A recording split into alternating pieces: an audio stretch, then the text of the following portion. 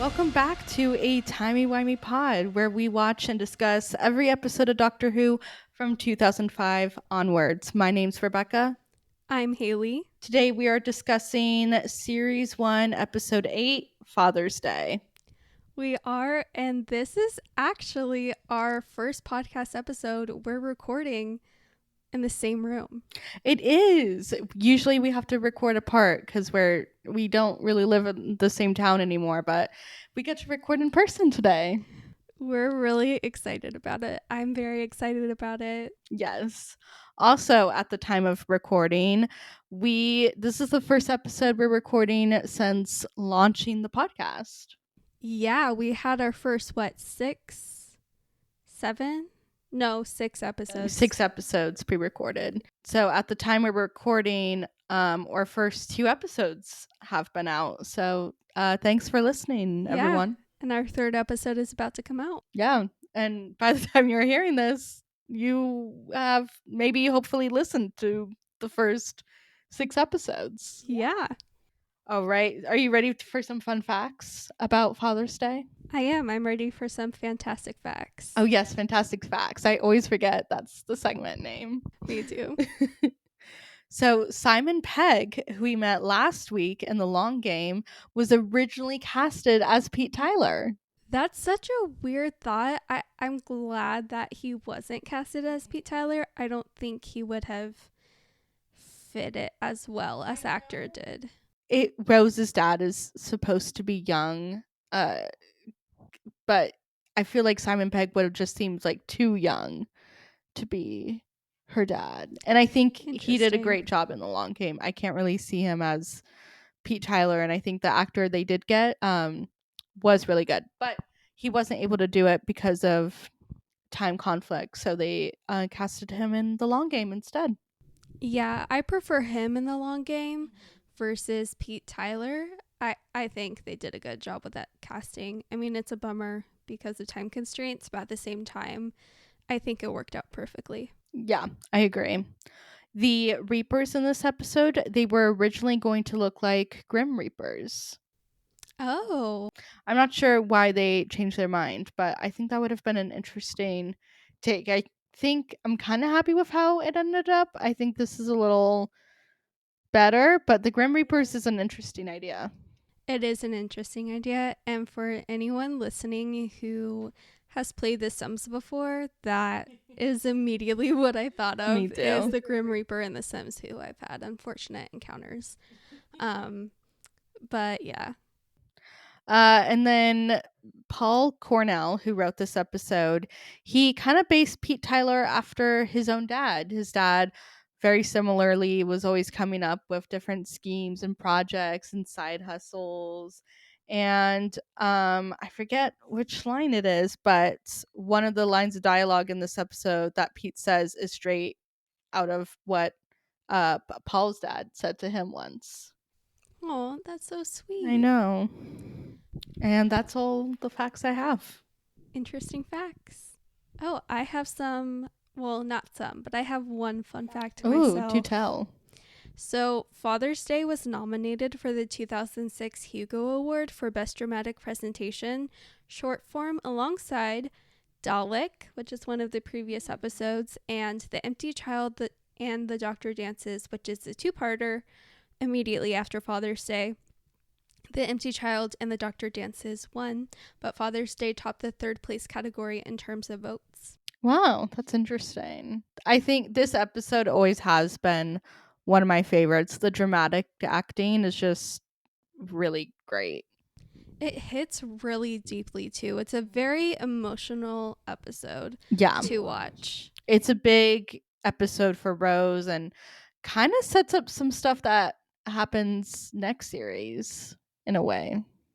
So starting off this episode, Rebecca, what are your initial thoughts? Because for me, I feel like this was a very realistic thing to ask the doctor. If I was Rose and my father had died and I never knew him, of course I would ask the doctor to take me to see him. Yeah. To just see how he was. I mean, I can't relate to that personally, but I can understand it on a human level 100%. In this episode, the doctor after Rose saves Pete, he asked if that was her plan all along, because originally she turned him down, and then when he said he had a time machine, she said yes. So what do you think? Do you think it was planned, or did it just happen? I don't. I think it's kind of a combination of both. I don't think it's either or. I think if it was really planned, Rose would have been pressuring him the doctor much Mhm. sooner I on. agree. Like, she would have told him that's where she wanted to go instead of where they ended up at the end of the world or in the Unquiet Dead or, the long game. So I think if that was truly her ultimate plan, that was the only reason she was with the doctor. I don't think that's true. I do think that she had that in the back of her head, that there was that possibility, but I think she also went with the doctor for other reasons. What are your thoughts? I agree. I think, maybe in the back of her head she was thinking about her dad, and in the Unquiet Dead, Gwyneth even says that, "Oh, you've been thinking about him a lot lately." So I think kind of traveling around did make her kind of think about her dad and think about the fact that she could see him, could meet him, but I don't think it was ever her plan to save him, or um it was definitely like in the back of her head, but that's not why she joined the doctor. Yeah, I very much agree. She joined him for a bunch of other reasons as well. That was just kind of like an added bonus, was that as a possibility. Definitely. I love Rose's outfit in this episode. It's another classic. Oh, it's so good. Her hair is so good in this episode, too. Should we talk about Jackie Tyler's look? I love it. It's obviously I did not grow up in the 80s, but from everything that I've been raised to know about the 80s from both of my parents, her hair was very 80s and It so were the really is. dresses. But I love it. I love that they did that instead of, cuz I feel like sometimes in shows with time travel, they don't really like make people who are supposed to be in the past look like they were from the past. I agree. I love how this episode opens up with a little baby Rose, or I not a baby, know. but a little child Rose. And it just feels very realistic that she would grow up. Every once in a while, Jackie gets down, she misses P, and she pulls out the old books, the photos, the bowling trophies, and it just seemed very realistic that Rose would hear the story like over and over again, and she'd be able to recite it and know all the details. So I really like how it opens, and then it ended the same way, her kind of recounting the new version of the story. So I really liked those bookends. I like those bookends as well. I think it's also really sweet, and we'll kind of expand on this more in a little bit. How we open up this episode, and Jackie is telling Rose all of these really sweet things about Rose's dad, Pete, and it's interesting what the reality is, and we'll talk about that in a few Definitely. minutes.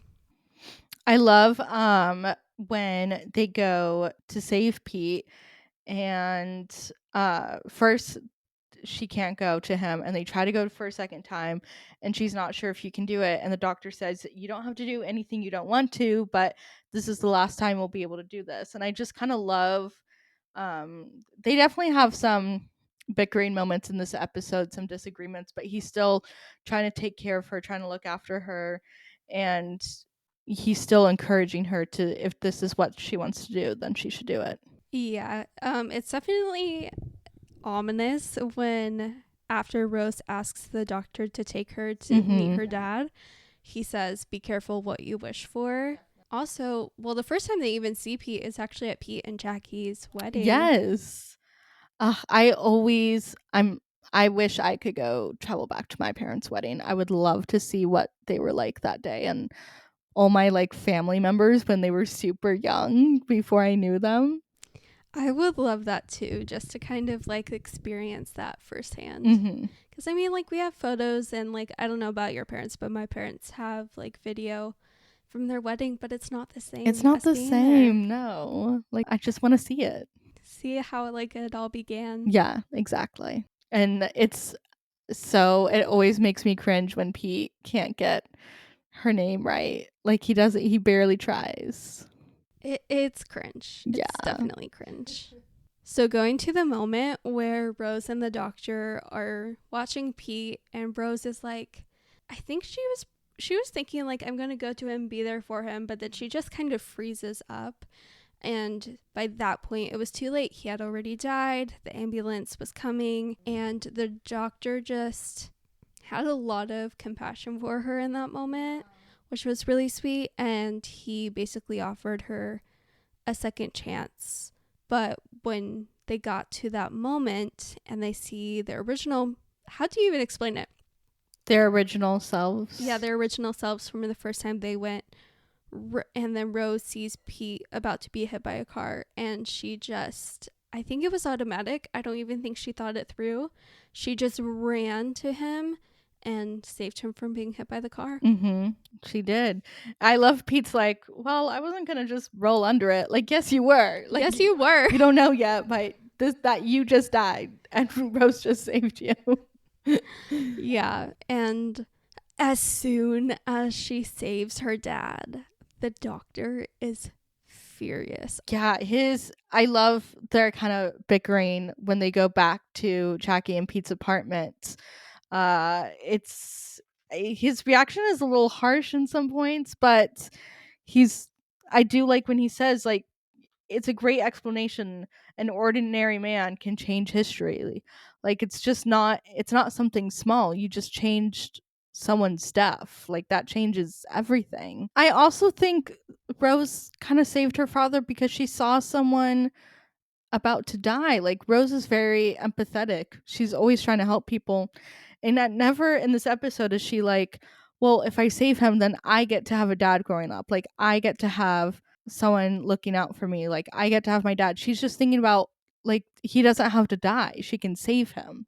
Yeah, I mean, I don't blame her. I would be really Yeah. excited about all of that. But going back to her and the doctor arguing back in Pete and Jackie and baby Rose's flat, Rose says in response to the doctor saying, like, an ordinary man is alive who wasn't alive. Rose responds and says, you're just mad that you're not the most important man in my life anymore. I know. I love their little bickering right there. And then he's like, okay, well, see how well you can do without me. And he takes back the TARDIS key and leaves her.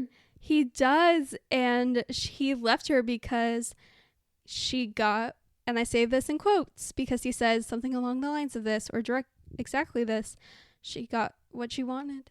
Yeah. Rose got what she wanted, and it's just like a gut punch. And it is. The doctor like fully leaves, and Rose is upset, and then Pete starts like asking her boyfriend trouble, and she's like, he's not my boyfriend, which is so funny after she said that, after she just said he's mad that he's not the most important man in her life. Mm-hmm. Like, come on, if you weren't even like entertaining the idea of being a couple, you wouldn't say that. Also, we have to talk about when Rose says, you're so sad. Like, I know you're not going to leave me. You'll be waiting for me outside the TARDIS and I'm going to make you wait. Like, oh, it's such a gut punch because you like hate to see them fight, but I also kind of love to see them fight.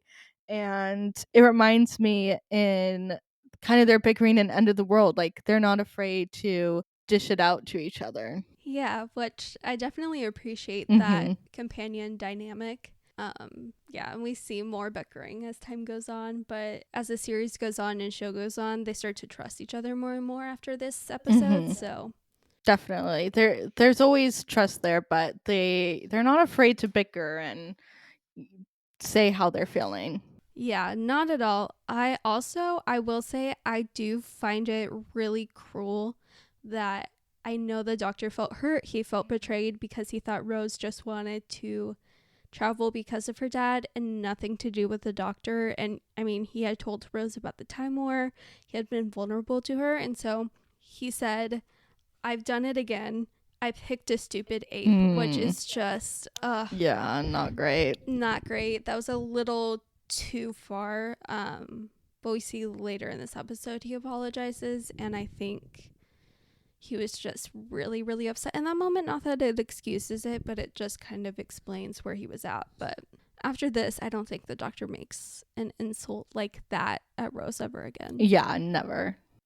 I love when after her fight, she starts kind of tidying up around the flat, and Pete is like offended that she's tidying up, and she's like, "Oh, sorry, force of habit." And then they have some really great comedic moments in this episode. Her dad, Pete, is like, "Well, why would he run off on someone like you?" And she's like, "We're not going there. Like, you don't understand what that is. Where that is never." And he's like, "Geez, like, what did I do to this girl?" I know, that's a really funny moment, and I would be the same as Rose in that Definitely. moment. I mean, how are you going to explain to him that you're his daughter from the future? And no, by the way, you've been dead for like my whole life. Yeah, like 19 years. Yeah. Ugh. Something that's I really like the way they wrote this episode is Rose has a version of her parents in her head, you know, because she didn't get to see what her parents were really like. She's just going off of stories, and she sees that her mom and her dad are having a lot of issues during this time. There's a lot of bickering. They're fighting over a coat check incident, and I really like that. It's very realistic. You know, we always want to imagine or parents as like happy and together all the time, but this is just a very realistic version of these two kind of young people struggling to get by, struggling with this baby. And I just really liked how that was written. Yeah, I think there's also the element that Jackie did, but I know a lot of people do when someone they love passes away. They might, it's not that they alter the truth of who that person was, in this case, Pete, Rose's dad, but just kind of embellishes it and makes it flowery. And I think Jackie told all of those stories to Rose, that they went on picnics and her dad was with her all the time and read all of these bedtime stories to her, because she just didn't have the heart to ever tell Rose that, like, hey, your dead dad wasn't always there. He didn't take us to picnics, and he wasn't like this great, amazing man. I think Jackie loved him, and she loved Rose so much she didn't want to give Rose that experience of just talking bad about him. I also think at this point in time, Jackie's own memory of her time with Pete in this situation, these events, is different. You know, our own memories aren't always reliable. And when we lose someone, we kind of tend to look at them and their life with rose colored glasses. So even if there were all these issues, Jackie, you know, once she lost him, she kind of probably let it go and just remembered the good times they had together, and forgetting how hard it was when they were together, and now just focusing on how hard it is that he's gone.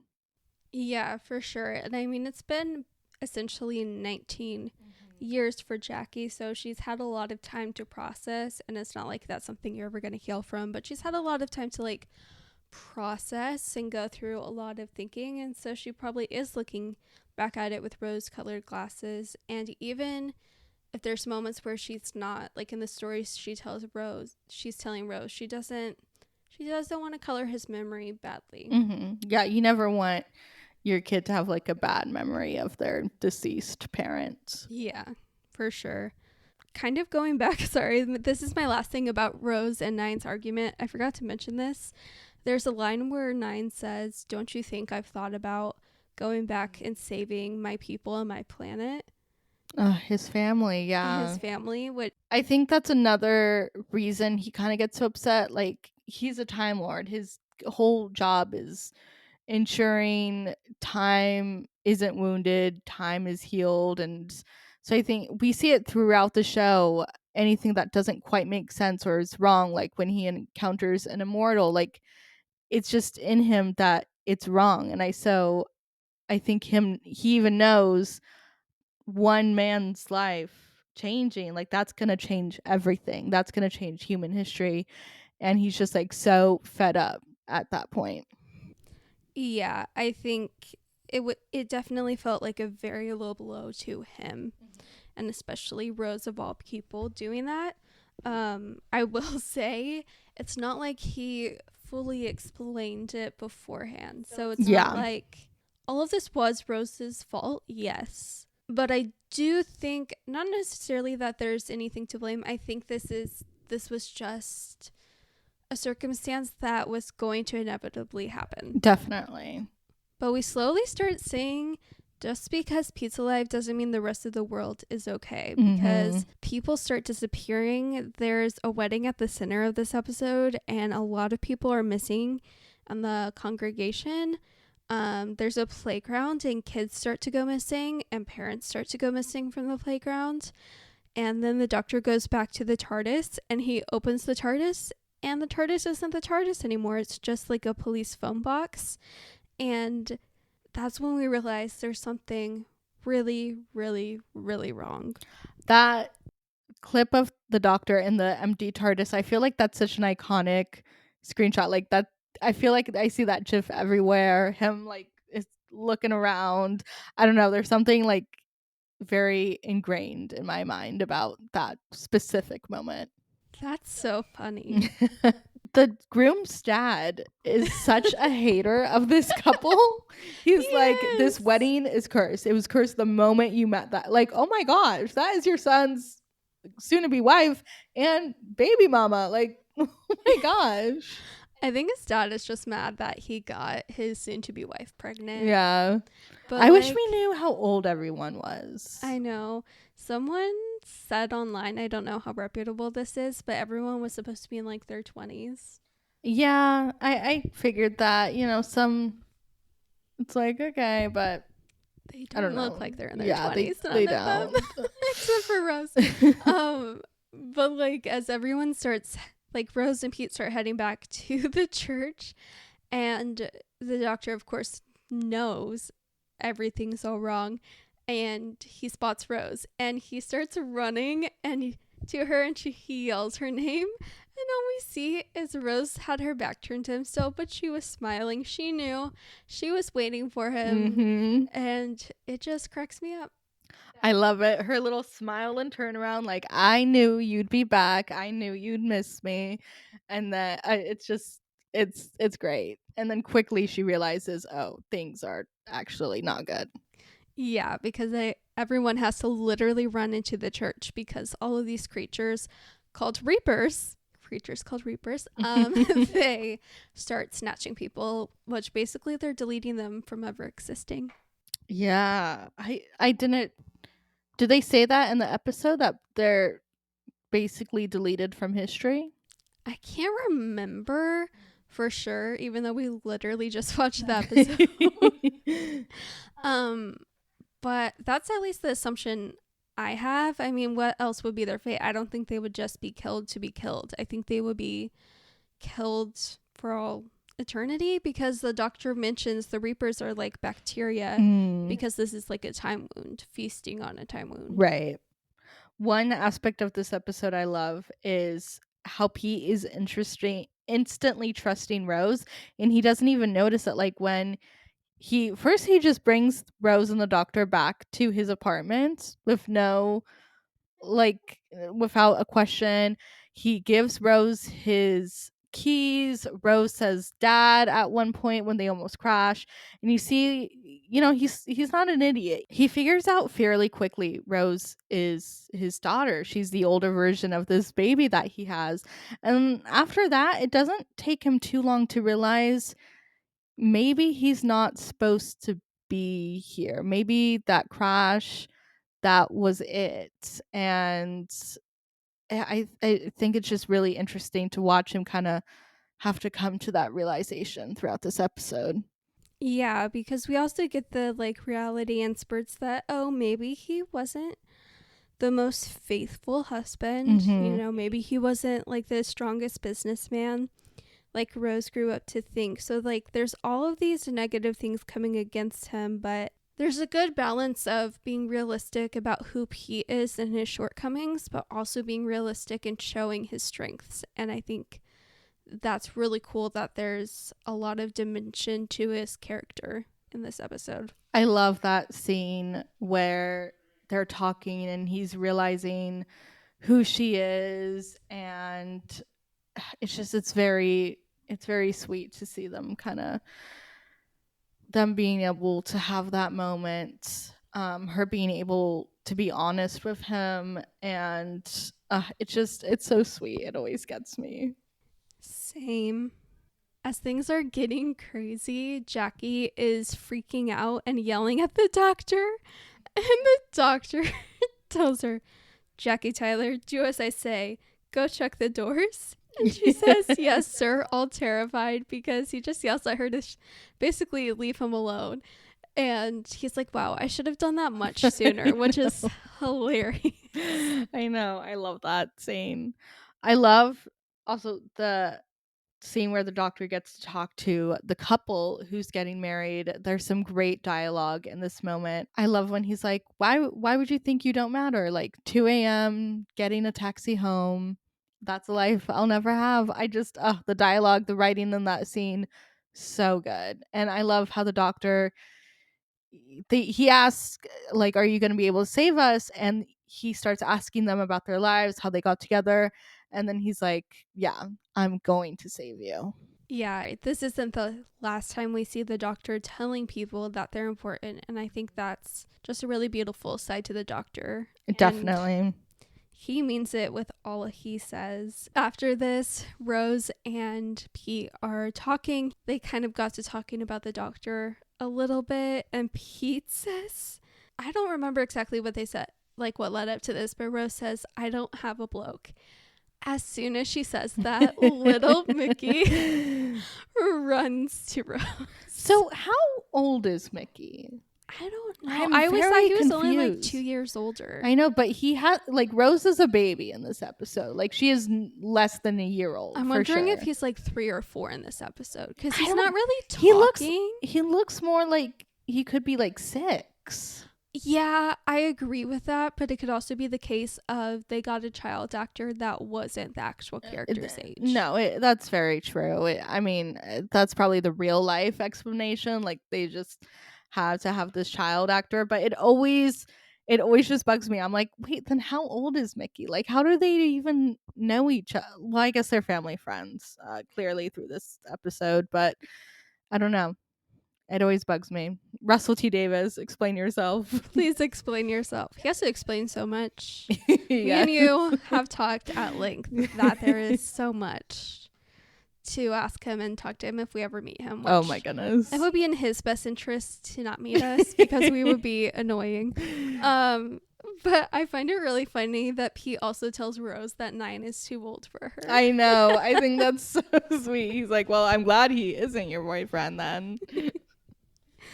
Yeah, and then Jackie leaves baby Rose, like infant baby I Rose, know. with the doctor. And the doctor's like, now, Rose, you're not gonna, like, make the world end, are you? No, you're not. And it's just really funny. I know. Baby Rose. So cute. Oh, it's so cute. And then there's a moment where older Rose tries to touch baby Rose, which is very interesting to say. And they kind of have a little spat here, and she's like, I'm not an idiot, and he's like, you could have fooled me.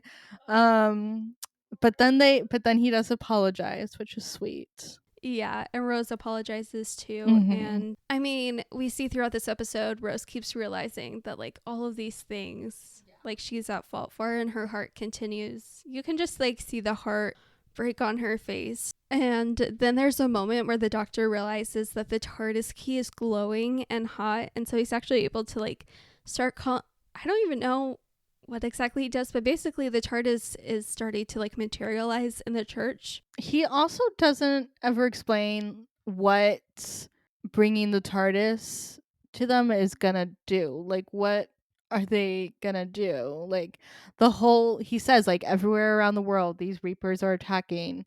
All that stuff of humanity is groups like this hiding away. So, what was his plan? Because he tells Rose just a moment before he realizes the key's glowing, he doesn't have a plan. He doesn't know how to save them, which we realize or we find out is not necessarily true. He sees the car that's, keeps coming back and disappearing. He knows, like, if Pete goes out there, all this will be fixed, but he never brings that up as a plan. He says, I have no plan. I don't know what to do, because he doesn't want Rose to go through that again, losing her dad. That's so sweet. It is really, really sweet, and it really shows the doctor really truly cares for Rose, no Definitely. matter what he says in his bickering with her. And it's a really sweet moment because Pete figures that out, and he's the one to tell Rose. Because going back a little bit, Pete hands baby Rose to older Rose, and then the Reapers break in. They get into the church, and the doctor offers himself up, saying he's like the oldest thing in the universe. Take him, leave them be. And so he's taken, and he's gone. The TARDIS is gone. The TARDIS key no longer is glowing. And that's the moment where Pete kind of tells Rose that he figured out that the doctor had it figured out a while ago, but he didn't want Rose to go through all of that. And he is like, because Rose kept saying it's her fault, and he's like, Rose, I'm your dad. It's supposed to be my fault. And he's like, That's the line Okay. that Paul Cornell's dad said to him that he put in the episode. I couldn't remember earlier. Okay. And he's like, I wasn't there for you. I didn't take you on picnics. I wasn't there for you every night, but I'm going to be there for you now. I love that speech. And I also love how as soon as he puts it together, you know, he goes for it. He's going to go do this. He doesn't even question about it or complain, say that's not fair. Why do I have to die? Why does it have to be? He just goes and he takes care of it, and he knows that this is his chance to be a real dad, to really step up for Rose. And it's just like we see throughout this episode, Pete Tyler's, you know, kind of an interesting husband and father figure. Maybe he wouldn't have been there if he lived. Maybe he wouldn't have taken them to picnics in the countryside. Like, he even says that's not him, but so even if he can't do that, he's at least willing to do this for her, and sacrifice his life. It's probably where Rose gets her bravery from, is in this moment. For sure. And in that moment is when it's really emotional, when he heads out the church and he goes to the road to basically die, and Rose knows she can't stop him. She knows that's like what's going to fix everything, but you can just see she's heartbroken. And as he gets hit by the car, the face breaks, she's able to be by him and be with him in his last moments, and as he takes his last breath. And then, you know, she gets up and the doctor's right there with her. Yeah, she looks up and he's right there standing by her side, which is really sweet. We don't really see everyone come back. Like, as soon as he gets hit by the car, time is like instantly healed. Like, the Grimm's father's back, who we previously saw die, and the doctor's back, and it's a really sad ending. And then we flash back to Jackie with little Rose, and she's telling the story of how she saw the girl comfort him. And previously, when she was telling the story, the driver disappeared. She didn't know who the driver was, and now, you know, she learns the driver was just a kid. He stopped, he waited. So, you know, Pete just got to have a better death still. Like, he got to die seeing Rose, meeting his daughter as an adult, and it wasn't a hit and run. It's not like a mystery that has to haunt Jackie. Like, she knows, like, it's just a freak thing that happened, unfortunately. Yeah, plus he got to say his goodbyes. Definitely. Rose got to say goodbye to her dad. She got to meet her dad, and I think that was something that really affected her greatly, that she was able to meet him herself. And we see her in a later episode mention meeting him to Jackie. Oh, yeah. I love that scene. I can't even imagine being in Jackie's shoes and hearing that. But the end of the episode ends with Rose saying he died on November 7th, 1987, and her and the doctor walk hand in hand to the TARDIS, and the episode ends. And it's a very emotional episode. It is very heartbreaking, but it is also, I think, really beautifully done. It's well done, and I think it's really held up over the past 19 years. Definitely. and it adds a lot to Rose, it adds a lot to Nine, it adds a lot to Pete and the impact he has on Rose. And so, yeah, what are your thoughts? What do you think is the heart of this Ooh, episode? that's a good question. Because there's so many great dynamics happening in this episode. There's Rose and the doctor, there's Rose and Pete. Uh yeah, but I think Rose and Pete is really the heart of this episode, like him realizing who she is, realizing what he has to do, her being so happy that she saved him and then having to come to terms with he can't stay. It's really Yeah. sad, but it's heartbreaking. I wanted to go back a little bit. I love the moment where Jackie is finally convinced, like, it's their Rose, it's their daughter, and she's like, Oh, yeah. of course it's you. And I think that's moment is so sweet because Rose and Jackie just have like such a strong bond, and she's like, of course it's you. And I would love to have that moment. I just want to go back in time and see if my mom would recognize me, if she would know, if she would have that kind of feeling. Yeah, I'm so I curious. The know. same about like my mom. Like, I feel like our moms would have to know they were at least related to I don't us. know, but how like if some random person came up to you right now and was like, we you wouldn't know. I know. It's a very weird thought. Yeah, it is weird. I also just love right before Pete goes out, he says, "Thanks for saving me." Like he realizes she came all the way here and she saved him, but and yeah, it didn't work, but he still says thanks, and it's just so sweet. It's so sweet. I also want to point out that like even though the sequence of events, like no one who was there except Rose and the doctor will remember everything that happened, like Jackie would not be able to remember all of this happening. But Pete himself, he gets to say goodbye to Jackie Yeah, too, and like a proper goodbye. And so I like that. it is sweet. Yeah. It's sweet. Yeah.